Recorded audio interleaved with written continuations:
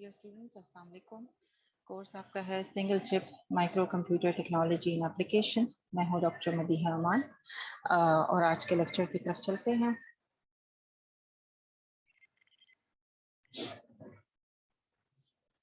Last lecture में हमने काफ़ी डिटेल के साथ नंबर सिस्टम्स को डिस्कस किया था, जिसमें हमने 4 मेन नंबर सिस्टम्स देखे थे। डेसिमल नंबर सिस्टम जो हमारे पास बेस 10 में काम करता है, बाइनरी नंबर सिस्टम जो हमारे पास बेस 2 में काम करता है, ऑक्टल नंबर सिस्टम जो बेस 8 में काम करता है और हेक्साडेसिमल नंबर सिस्टम जो बेस 16 में काम करता है। आज हम डिस्कस करेंगे रजिस्टर्स को और रजिस्टर ट्रांसफर्स को, और फिर हम आएंगे बाइनरी लॉजिक और बूलियन अलजेब्रा की तरफ, और वहां से हम ट्रांजिशन करेंगे लॉजिक गेट्स की तरफ।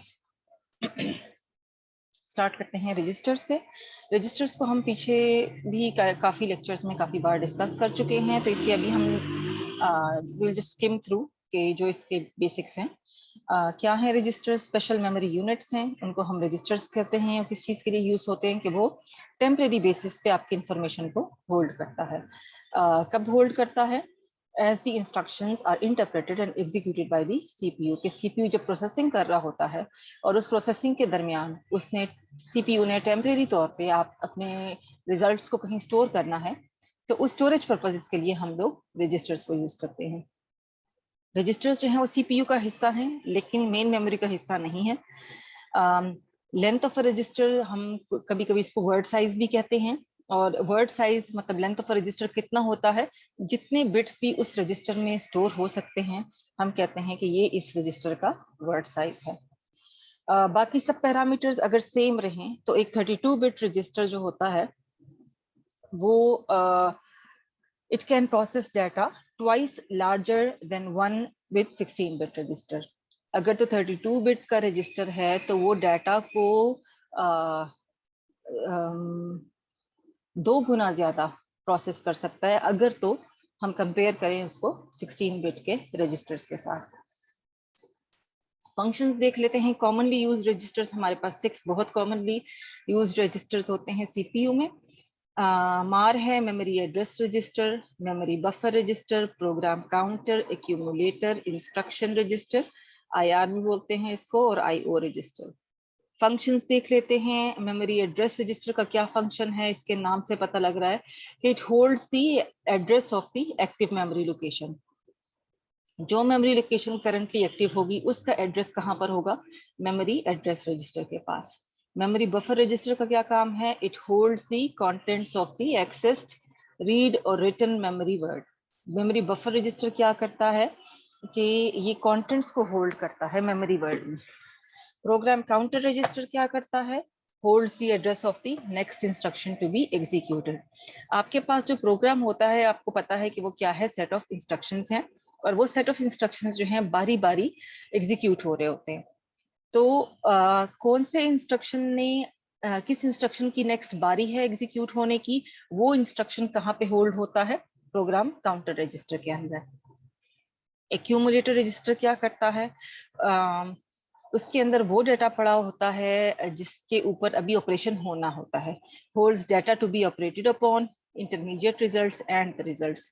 एक्यूमुलेटर का काम ये है कि वो इंटरमीडिएट रिजल्ट को भी स्टोर करता है। जैसे अगर आपके पास है 5 + 5 + 4, तो पहले 5 + 5 = 10 जो है वो आप टेम्परेरी तौर पे एक्यूमुलेटर में स्टोर कर दें, फिर उस 10 के साथ नेक्स्ट 4 ऐड करते हैं तो 14 हो जाएगा, तो वो रिजल्ट भी आप इसमें स्टोर कर सकते हैं। इंस्ट्रक्शन रजिस्टर का क्या काम है? ये इंस्ट्रक्शन को होल्ड करता है मीनवाइल जब वो एग्जीक्यूट हो रहा होता है। और लास्ट हमारे पास है आईओ रजिस्टर। ये किस चीज के लिए यूज होता है? कम्युनिकेशन पर्पसेस के लिए, ताकि जितने भी इनपुट आउटपुट डिवाइस इस सीपीयू के साथ कनेक्टेड हैं तो उनके साथ कम्युनिकेट किया जा सके। अच्छा, रजिस्टर ट्रांसफर क्या चीज है? कंट्रोल यूनिट जो होता है, कंट्रोल यूनिट कहाँ होता है? आपको पता है कि सीपीयू के अंदर 2 यूनिट्स होते हैं। एक आपके पास अरिथमेटिक एंड लॉजिक यूनिट होता है, और एक आपके पास सीयू होता है, कंट्रोल यूनिट, जो कि सीपीयू के ओवरऑल ऑपरेशंस को मैनेज करता है। कंट्रोल यूनिट जो है रजिस्टर्स को यूज करता है किस मकसद के लिए? ताकि वो ट्रैक रख सके कंप्यूटर के सीक्वेंस में, तो जितने भी इंस्ट्रक्शन के सीक्वेंसेस है ना, उनका ट्रैक रिकॉर्ड रखने के लिए कंट्रोल यूनिट जो है वो भी रजिस्टर्स को यूज करता है। Every input और output device must have at least one register. हर एक input output device के पास कम से कम एक रजिस्टर होना लाजमी है, ताकि जब इनपुट और आउटपुट के जरिए डाटा दिया जाए या लिया जाए तो उसके पास कोई जगह ऐसी हो जहां पे टेम्परेरी तौर पे वो उस डाटा को ट्रांसफर कर सके. An inter-register transfer operation, a basic operation in digital system, consists of a transfer of the information stored in one register to another. अच्छा, इसके अलावा आपके पास जो ट्रांसफर्स हैं वो इंटर रजिस्टर भी होते हैं, मतलब रजिस्टर से रजिस्टर के दरमियान भी आपके पास किसी भी डिजिटल सिस्टम में ट्रांसफर्स हो सकते हैं, यानी वो information stored in one register जो है उसको मूव किया जा सकता है किसी और रजिस्टर में. ये रजिस्टर ट्रांसफर की एक बेसिक एग्जाम्पल है. यहाँ पे आप देख रहे हैं कि ये इनपुट यूनिट है, जहाँ पे मेरे पास कीबोर्ड है और ये कंट्रोल यूनिट है. तो कीबोर्ड पे जैसे हम टाइप कर रहे हैं लेटर्स टाइप कर रहे हैं JOHN, जैसे हमने जॉन लिखना है, ठीक है. तो हर एक के कॉरस्पॉन्डिंग जो आपके अल्फाबेट्स हैं उनका जो कंट्रोल सिग्नल है वो जाता है इनपुट रजिस्टर के पास, ठीक है. अब कीबोर्ड इनपुट यूनिट है तो इसके पास अपना एक रजिस्टर है, तो इसका जो कीबोर्ड इनपुट यूनिट का रजिस्टर है उसको कहते हैं इनपुट रजिस्टर, ठीक है. अब जो है इसने बताया कि ये 4 आपके पास अल्फाबेट्स हैं, तो इसके लिए आपको और एक अल्फाबेट को आपने जो है 8 बिट्स में रिप्रेजेंट करना है, मतलब 1 बाइट में. तो मतलब ईच अल्फाबेट को 8 बिट्स 8 बिट्स 8 बिट्स और 8 बिट्स चाहिए होंगे. आपके पास इनपुट रजिस्टर है, वो पहले उसमें डाटा स्टोर होता है और वो इनपुट रजिस्टर इसको फॉरवर्ड करता है किसको, प्रोसेसर के रजिस्टर को. प्रोसेसर का रजिस्टर जो होता है वो देखता है पहले इसको जो है कॉरस्पॉन्डिंग जो अल्फाबेट्स आते हैं जैसे JOH और N है. तो इस तरह से प्रोसेसर यूनिट जो है उसके रजिस्टर में से स्टोर होके इसके ऊपर जब प्रोसेसिंग हो जाती है, यानी ये अल्फाबेट्स प्रोसेसिंग होके कन्वर्ट होंगे किसमें, कन्वर्ट होंगे बाइनरी डिजिट्स में 0101 की फॉर्म में. तो प्रोसेसर यूनिट से आपके पास ये जो सारा का सारा डाटा है ये रजिस्टर ट्रांसफर करेगा किसके पास, मेमोरी रजिस्टर के पास, क्योंकि जब मेमोरी में हमारे पास डाटा स्टोर होगा वो सिर्फ 0101 की फॉर्म में स्टोर हो सकता है, किसी भी हाई लेवल लैंग्वेज के फॉर्म में नहीं हो सकता. तो यहाँ पे आपके पास कन्वर्जन होती है. जे जो है वो उसकी कॉरस्पॉन्डिंग 8 बिट्स हैं, 01001010, ये जे की रिप्रेजेंटेशन है. फिर 0100 और 4 टाइम्स 1 ये ओ की रिप्रेजेंटेशन है. 110001 और 000 ये H की रिप्रेजेंटेशन है, और 1100 111 ये हमारे पास N की रिप्रेजेंटेशन है. तो इस तरीके से ये पूरा वर्ड आपके पास मेमोरी रजिस्टर में जाके स्टोर हो जाता है. तो आपके पास रजिस्टर ट्रांसफर जो है इस तरीके से पॉसिबल है. इनपुट यूनिट का हम एज्यूम करते हैं कि कीबोर्ड है, एक कंट्रोल यूनिट है उसके पास और एक पास एक इनपुट रजिस्टर है. हर मर्तबा जब कीबोर्ड से कोई भी की हम प्रेस करते हैं तो कंट्रोल जाता है किसके पास, इनपुट रजिस्टर के पास, जिसके पास एक इक्विवेलेंट 8 बिट का अल्फा न्यूमेरिक कोड होता है. जैसे कोई भी कोड हो सकता है, जैसे कि ASCII हो गया, एब्सिडिक हो गया, या कोई भी इस तरीके का कोड हो सकता है. इंफॉर्मेशन जो है इनपुट रजिस्टर से हम ट्रांसफर करते हैं 8 लीस्ट सिग्निफिकेंट सेल्स में, और वो आगे फिर इसको ट्रांसफर करता है प्रोसेसर रजिस्टर की तरफ, और इस तरीके से जो है ये सारा का सारा प्रोसेस आपका रजिस्टर ट्रांसफर का हो पाता है.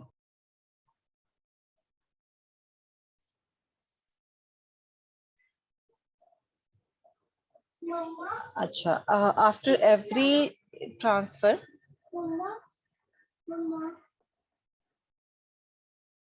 अच्छा, अब क्या हो गया, एक बैच जब आपका चला जाता है, जो भी आपने की स्ट्रोक्स एंटर किए होते हैं अपने कीबोर्ड में, तो उसके बाद क्या होता है, ऑटोमेटिकली ये इनपुट रजिस्टर जो है ये क्लियर आउट हो जाता है. ठीक है, क्यों क्लियर आउट हो जाता है, ताकि इसके पास ये कैपेसिटी हो कि ये इसमें अगर हम और की स्ट्रोक्स प्रेस करते हैं तो उसके पास इतनी जगह हो कि वो न्यू 8 बिट कोड को जनरेट कर सके जब भी कीबोर्ड में दूसरा की हम प्रेस करेंगे.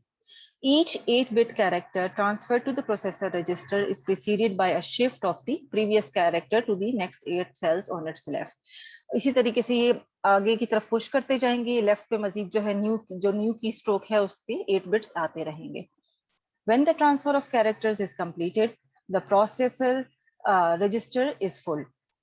and its contents are transferred into the memory register. इस तरीके से जब कैरेक्टर्स कंप्लीट हो जाते हैं तो प्रोसेसर रजिस्टर जो है वो फुल हो जाता है, तो इसके कंटेंट्स को फिर ट्रांसफर कर देते हैं कहाँ पे, मेमोरी रजिस्टर के अंदर. To process discrete quantities of information in binary form, a computer must be provided with, अगर तो हम लोग डिस्क्रीट क्वांटिटी में इंफॉर्मेशन को जो है बाइनरी फॉर्म में ला रहे हैं तो कंप्यूटर को हमें क्या क्या प्रोवाइड करना पड़ेगा, ऐसी डिवाइसेस जो कि उन डाटा को होल्ड कर सके जिसने प्रोसेस होना है, वो सर्किट एलिमेंट्स हम प्रोवाइड कर सकें जो कि मैनिपुलेट करते हैं इंडिविजुअल बिट्स ऑफ इंफॉर्मेशन को. The device most commonly used for holding data यानी रजिस्टर हमें चाहिए होगा. और जो मैनिपुलेशन ऑफ बाइनरी वेरिएबल्स है ये किस जरिए से होता है, डिजिटल लॉजिक सर्किट्स के जरिए से होता है. जैसे ये रजिस्टर ट्रांसफर है, इसमें आप देख रहे हैं रजिस्टर R1, प्रोसेसर यूनिट के पास 3 रजिस्टर्स हैं, register R1, register R2, register R3, और एक इसमें digital logic circuits for binary addition का यूनिट है. ठीक है, और देन आपके पास यहाँ पे क्या है, एक मेमोरी यूनिट है, ये आपके पास मेमोरी यूनिट है. तो सबसे पहले क्या होता है कि मेमोरी यूनिट से जैसे अब हम लोगों ने जैसे बाइनरी एडिशन करनी है, ये मेरे पास जो लॉजिक सर्किट है बाइनरी एडिशन के लिए है. बाइनरी एडिशन करनी है हमें दो नंबर्स की, एक नंबर जो दोनों नंबर्स है वो हमारे पास मेमोरी यूनिट में पड़े हुए हैं. हमने सपोज इस नंबर की और इस नंबर की बाइनरी एडिशन करनी है. सबसे पहले प्रोसेसर यूनिट मेमोरी यूनिट के रजिस्टर से फेच करेगा अपने लिए ये नंबर और अपने रजिस्टर R1 में इस नंबर को स्टोर कर देगा. ये जो नंबर स्टोर हो जाएगा R1 में वो फॉरवर्ड कर देगा इसको किसके पास, इस digital logic circuit for binary addition के पास. फिर नेक्स्ट स्टेप में मेमोरी यूनिट से जो दूसरा नंबर हमने इसमें ऐड करना है वो फेच होके लाके रजिस्टर 2 के अंदर जो है वो नंबर सेव कर दिया जाएगा. रजिस्टर 2 फिर क्या करेगा, इस नंबर को फॉरवर्ड करेगा वो digital logic circuit for binary addition. अब इसका क्या काम है, इस सर्किट ये सर्किट R1 के कंटेंट को और R2 के कंटेंट को ऐड करेगा. तो R1 प्लस R2 के कंटेंट्स को ऐड करके इसका रिजल्ट ये एक और नए रजिस्टर R3 में जाके स्टोर कर देगा. और फिर प्रोसेसर यूनिट क्या करेगा, ये जो हमारे पास रिजल्ट है इस रिजल्ट को जाके मेमोरी यूनिट में स्टोर करके सेव कर देगा.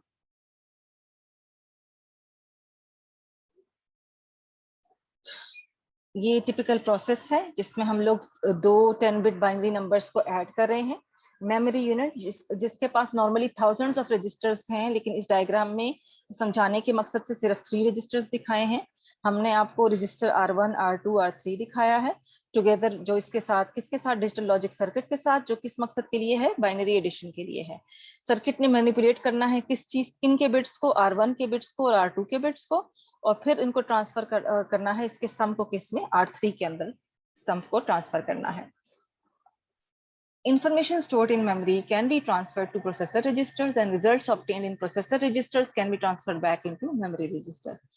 The registers of a system are the basic elements for storing and holding binary information. The digital logic circuits process the information. अच्छा, ये रजिस्टर ट्रांसफर्स के बारे में हो गया. अब थोड़ा सा हम लोग बाइनरी लॉजिक की तरफ आते हैं. बाइनरी लॉजिक क्या करती है, डील्स करती है विद वेरिएबल्स जो कि सिर्फ दो डिस्क्रीट वैल्यूज में काम करता है. सिंस बाइनरी लॉजिक है इट मींस यहाँ पे सिर्फ हमारे पास दो वैल्यूज चलेंगी, दो स्टेट्स होंगी, तो वो सिर्फ इन वैल्यूज के साथ डील करता है जिनकी दो डिस्क्रीट वैल्यूज होंगी. With operations that assume logical meaning. Binary logic is used to describe in a mathematical way the manipulation and processing of binary information. हम लोग अगर मैथमेटिकल वे में बाइनरी लॉजिक को डिस्क्राइब करें तो हम इस तरीके से डिस्क्राइब करते हैं कि बाइनरी लॉजिक क्या है, ये आपके पास इट इज द मैनिपुलेशन है, प्रोसेसिंग है किस चीज की, बाइनरी इंफॉर्मेशन की. It is particularly suited for the analysis and design of digital systems, and it is also termed as Boolean algebra. जो binary logic है, जो कि binary numbers के arithmetics को deal करती है, उसको हम binary logic कहते हैं. और जो common terminology इसके लिए use होती है वो है Boolean algebra. Boolean algebra क्या क्या यूज करती है, इट यूजेस बाइनरी डिजिट्स, यानी आपके पास दो पॉसिबल वैल्यूज हैं, 0 है या 1 है। इसके अलावा बूलियन अलजेब्रा जो है वो लॉजिकल एडिशन यूज करती है। जो लॉजिकल एडिशन है बूलियन अलजेब्रा यानी प्लस जो है बूलियन अलजेब्रा में हम इसको कहेंगे और ऑपरेटर, और ये लॉजिकल एडिशन के लिए यूज होती है और ये जो है बाइनरी एडिशन के लॉस को फॉलो करती है। लॉजिकल मल्टीप्लिकेशन जो है बूलियन अलजेब्रा में वो डॉट के सिंबल से रिप्रेजेंट होती है और उसको हम कहते हैं एंड ऑपरेशन। एडिशन को हम कहते हैं और ऑपरेशन, मल्टीप्लिकेशन को हम कहते हैं एंड ऑपरेशन। और नेक्स्ट लास्ट में हमारे पास है कॉम्प्लीमेंटेशन।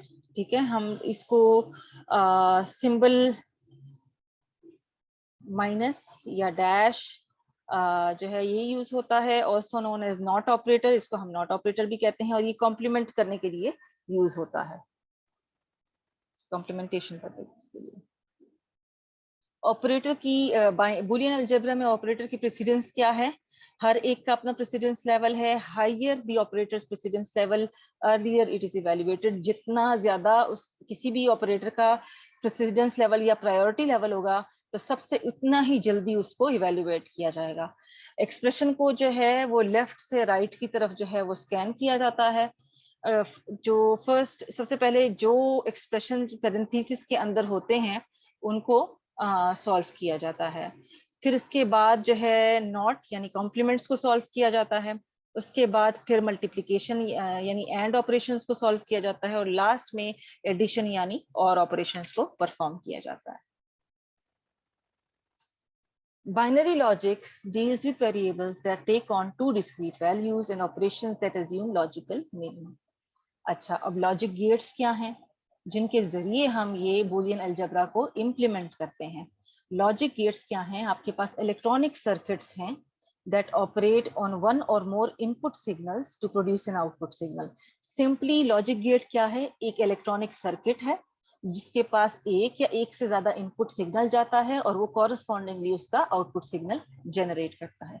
फॉर एग्जाम्पल, आपके पास दो इनपुट सिग्नल्स जा रहे हैं, एक एक्स से जा रहा है और एक वाई से जा रहा है, और मेरे पास लॉजिक गेट का इलेक्ट्रॉनिक सर्किट जो है वो है एंड, यानी मैंने करना है एक्स एंड वाई। ठीक है, एंड मीन्स बाइनरी मल्टीप्लीकेशन। ठीक है, तो मल्टीप्लिकेशन की लॉजिक ये है कि अगर आप दो नंबर्स हैं, एक 0 है और एक 1 है, ठीक है, उनकी हम देखेंगे पहले पॉसिबल कॉम्बिनेशंस क्या क्या होंगी। या तो दोनों वैल्यूज 0 होंगी, या first one will be 0 second one will be 1, या फर्स्ट वन विल बी 1 और सेकंड वन विल बी 0, या both will be 1। So these are the 4 possible combinations that can come of out of 2 bits. क्योंकि 2 bits हैं, possible combinations 2 to the power 2 is equal to 4 है, तो हमारे पास ये 4 possible combinations हैं इसके। अब ईच को हम अगर मल्टीप्लाई करके देखें, मींस एंड ऑपरेशन, तो we know the rule of multiplication, if anything is multiplied by 0 it becomes 0। ठीक है, तो 0 into 0 gives us 0, यानी 0 and 0 equals 0, 0 and 1 equals 0, 1 and 0 equals 0. It will be only 1 in case the both the input signals are 1, यानी 1 and 1 equals to 1. Since it is multiplication, अगर input signal में से कोई एक भी 0 हो जाता है, the result will be 0. So we see in the first condition both are 0. In the second condition 1 is 0, and in the third condition the second one is 0. So definitely result क्या होगा? इन तीनों का 0 ही होगा. We will only get 1 in case both the signals are on. Both on होंगे, both 1 होंगे, तो हमारे पास 1 आएगा. तो ये एक सिंपल एग्जाम्पल है किस चीज की? Logic gate. कौन से लॉजिक गेट की? एंड लॉजिक गेट की, या एंड बूलियन अलजेब्रा की एंड ऑपरेशन की। ये एक जनरल एग्जांपल है इलेक्ट्रिकल सिग्नल्स की, बाइनरी सिग्नल्स की।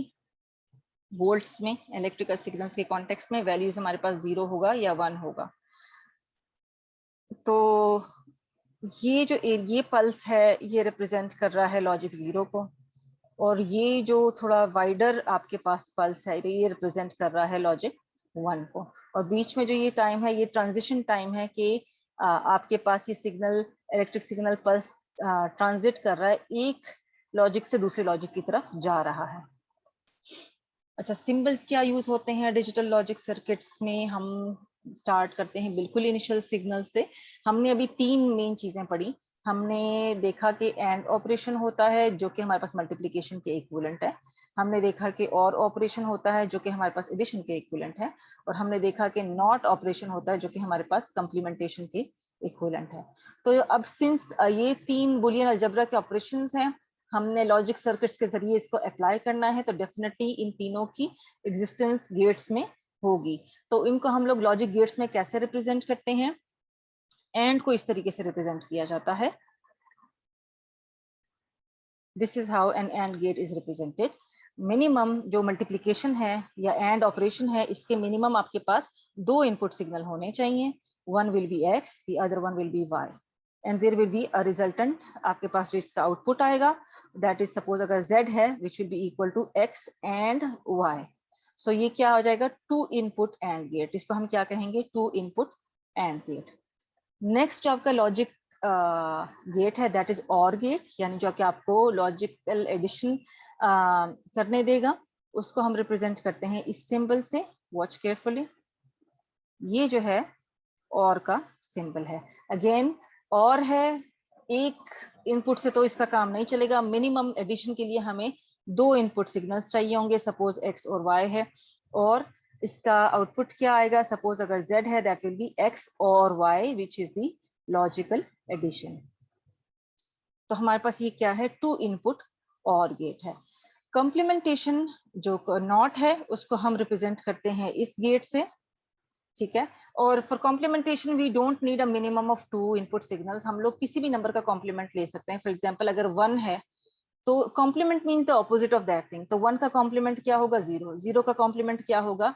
1। It means the NOT gate can have only 1 signal input as an input. तो अगर x हमारे पास इनपुट पे जा रहा है तो आउटपुट पे इसका क्या आ जाएगा? x नॉट आ जाएगा। अगर x की वैल्यू इनपुट पे 0 है तो आउटपुट पे 1 हो जाएगी। अगर इनपुट पे 1 है तो आउटपुट पे 0 हो जाएगी। So this is called a not gate and which is also called an inverter. तो ये क्या थे हमारे पास? ये थे हमारे पास symbols for digital logic circuits. अब थोड़ा सा इसको सिग्नल्स के साथ मिक्स एंड मैच करके देख लेते हैं कि कैसे इसकी इम्प्लीमेंटेशंस होती हैं। हमारे पास x का सिग्नल गिवन है which is x is equal to 0 1 1 0 0। तो अगर इसका हम लोग सिग्नल बनाएंगे, वी नो कि हम लोग 0 को पिट से रिप्रेजेंट करते हैं जो नीचे की तरफ होता है, और 1 को लैंड से रिप्रेजेंट करते हैं। सो 0 क्या है? ये 0 है, ये पिट हो गया। फिर आपके पास डबल 1 है, 2 लैंड्स होंगे। ये एक लैंड हो गया, ये दूसरा लैंड हो गया। अगेन 0 है, ये एक 0 हो गया, ये दूसरा 0 हो गया। सो दिस इज 0 1 1 0 0, यानी ये मेरे पास क्या हो गया? x की रिप्रेजेंटेशन हो गई। नेक्स्ट मेरे पास y है, y की वैल्यू है 0 0 1 1 0। सो इस y को हम अगर पल्स में रिप्रेजेंट करेंगे, हमारे पास 2 पहले पिट्स आएंगे क्योंकि 2 0 हैं। ये एक पहला पिट हो गया, ये दूसरा पिट हो गया। फिर हम जाएंगे लैंड की तरफ, 2 लैंड्स क्योंकि 2 1 है, ये हो गया। और फिर अगेन 0 है तो अगेन हम पिट की तरफ जाएंगे। So this represents 0 0 1 1 and 0। तो ये हमारे पास x आ गया और ये हमारे पास y आ गया।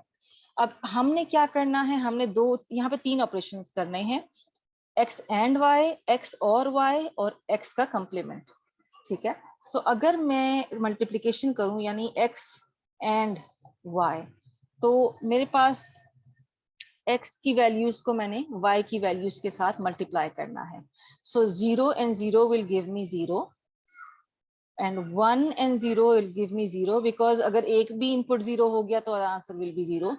1 and 1 will give me 1, 0 and 1 will give me 0, and 0 and 0 will give me 0.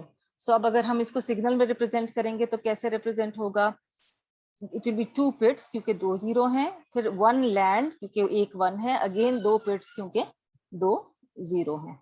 तो this will be the representation for x and y। अब अगर मैं रिप्रेजेंट करना चाहती हूँ, सपोज मैं रिप्रेजेंट करना चाहती हूँ x और y, तो और में ये होगा कि सिंस दिस इज एडिशन, तो अगर तो दोनों इनपुट वैल्यूज में से कोई एक भी 1 हो गया तो द रिजल्टेंट विल बी 1।